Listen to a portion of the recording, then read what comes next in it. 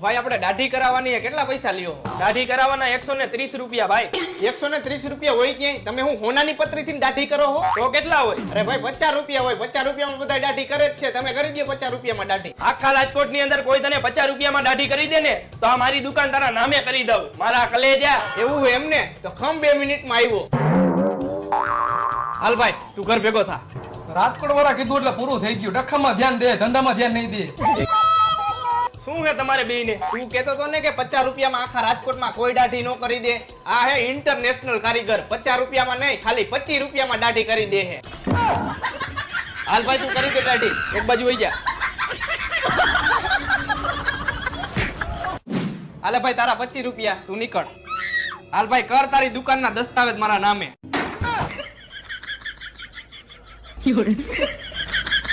નીકળ તું.